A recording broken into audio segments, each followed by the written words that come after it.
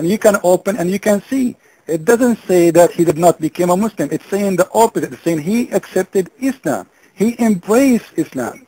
So what you are saying to me is not true. And it's really weird that the Muslims suddenly, they don't accept their own explanation. The scholars of Islam, the highest scholars of Islam, they do not know Islam suddenly. And you are the one right now is going to correct Al-Jalalain. So what do you think about what Jalalain is saying in front of your eyes? The mic is yours. Okay, Mr. Prince, we will read the verse for you, and then we will read the translation, so that the audience will see if there was a misunderstanding on your side, or is it that something that we are saying. أعوذ بالله من الشيطان الرجيم بسم الله الرحمن الرحيم وجاوزنا ببني إسرائيل البحر فأتبعهم فرعون وجنوده بغيا وعدوى حتى إذا أدركه الغرق قال آمنت أنه لا إله إلا الذي آمنت به بنو إسرائيل وأنا من المسلمين. The next verse, which that's how you read the Quran in context, says الآن وقد عصيت قبل وكنت من المفسدين, which means we took the children of Israel across the sea. Pharaoh and his hosts followed them in insolence and spite. At length, when overwhelmed with the flood, he said, I believe that there is no God except him whom the children of Israel believe in. I am of those who submit. And then in the next verse, Allah is answering back here. Allah is answering back in the verse 91. And that's how you read the Quran in context. It was said to him, oh no, now, but a little while before wasn't thou in rebellion, and thou didst and violence. Okay. And that's the Quran is used. Moving. 90 seconds. Up there, Christian Prince, go ahead. You have 90 seconds. Okay, well, Mr. Jamal, I did post for you Al-Jalalain, and you did not read Al-Jalalain because simply Al-Jalalain agree with me and don't agree with you. But I understand, still you want to defend your religion. I understand that. Let us move to something else. According to your prophet in the Quran, in Surah Al-Tariq, he is saying, and I will post Ibn Kathir as an explanation. So nobody can say, you know what, you have a wrong explanation. This is Ibn Kathir. I hope they will post it for you in there. I want you to open with me, please. And you will see your prophet saying that the human being, he is created from a gushing fluid coming from the backbone and the ribs. According to the explanation, according to the hadith of your prophet, it was the backbone of the man and the ribs of the women. Now, if I want to ask you, please, what is coming from the backbone of the man and what is coming from the ribs of the women? And I want you, please, to open and read for me what your prophet himself saying and what is written in the explanation of Ibn Kathir. And as you see, I'm not explaining your Quran, and I have no right to explain the Quran, because the Quran says only the ulama can explain the Quran and Allah. And this is the ulama, this is Ibn Kathir, and this is the hadith of your prophet. So please, let us concentrate, not you explaining, not me explaining. Let us go by the scholars, and whatever they say, we should accept.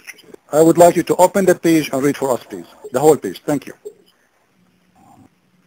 Thank you once again for that a verse in Surah Al-Tariq, which is one of the chapters of the Quran. And the verse you read was verse 6 and 7 for our audience to hear what we are saying. Allah says in the Quran, خُلِقَ مِن مَّاءٍ دَافِقٍ يَخْرُجُ مِن بَيْنِ الصُّلْبِ وَالتَّرَائِبِ. Allah says He is created, meaning man, of course, is created from a drop emitted, proceeding from between the backbone and the ribs. Listen to the words. From between the backbone and the ribs. He's not telling you from the backbone. He's not telling you from the ribs. The word bayna, you know Arabic, is very significant in here. Now, since you have, of course, this opportunity to deal with about the creation of God, we would like to show you what in the world in the 7th century could determine what science has discovered these days about how a human being... Okay, guys, hold that thought. Your 90 seconds is up there. Hold that No, thought. brother, I want to give him my time. Go ahead, Chris, you have 90 seconds. I want to give him my time as a gift to him because still he has to make a point, and I think it's his right to answer more. So I will give you my extra minute for you to answer me. Please go and read the explanation of Ibn Kathir. Don't tell me about science, please. Ibn Kathir is giving us the answer. Let us read first Ibn Kathir. Ibn Kathir is only one of the interpreters. He's not the final reference. We have many other interpreters as well. Right. And I thank you very much for you giving me your time. That means you are willing to learn tonight. Now, to proceed, Allah says, Baina, and I was telling you, how do you want to avoid science as an intellectual? If you want to prove things today and nowadays, Quran has given you the opportunity on the 7th century to your ancestors to know what science could not even bring up at the very moment. But I'm telling you that what Quran is saying today, words explained clearly and in detail by science, and you go and study embryology, you will see what Allah has said as is today what the scientists have brought up as an explanation. Now, for you and I who are not scientists, we'll be very happy to read in between these words and understand that Allah, God, the way He created you and I, in a very sophisticated way, with the mixture of elements from our bodies, as He said,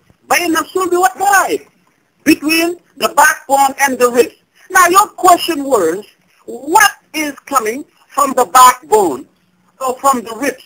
And I corrected you, say it is not coming from the backbone or from the ribs. It is coming between the backbone and the ribs. Now then you correct your question. If you want to really understand, we proceed as Allah says, إِنَّهُ عَلَى رَجْعِهِ لَقَادِرٌ. Surely God is able to bring him back to life. Okay, now, that's 90 seconds. I'll have to cut you off there. That's 90 seconds. Well, still, they don't want to read Ibn Kathir because Ibn Kathir. Okay. Thank you. Still, they don't want to read Ibn Kathir because Ibn Kathir will prove that this is a very huge mistake. If you go and open with me, it says clearly, as you said, you are saying from between, this is the point you are making, right? From between the ribs and the backbone. You know, why Allah, He did not say from between the toes and the nose? This is a huge area, you know. What is left between the backbone and the ribs? Now, I want to ask you, if you read with me, Ibn Kathir, he is saying that the fluid of the women, it's Gaussian fluid, it is light yellow texture. It is a yellow texture. This is your prophet explanation, and he's saying there, the back of the man and the ribs of the women is the fluid, is a yellow fine in texture. The child will not be born except from both of them. Now what is the yellow texture is coming from whatever place you want. Will make the baby created. The egg is not a yellow texture, and the egg is not a fluid. And what is your prophet describing, forgive us, you know, guys, for using the language, it's simply when the women, she get, excited, there is a liquid. That liquid, this is what your prophet describing, and the proof, the color of the liquid. And he is saying it's coming from the ribs of the women. If you read with me, you will see it says that the ribs is exactly the chest place. Read with me. Between the backbone and the ribs, meaning the backbone or loins of the man and the ribs of the women, which is referring to her chest. I'm not the one saying that.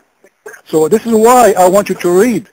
But you are rejecting to read because you cannot, make it as something correct unless you ignore what your scholars and what your prophet himself is saying.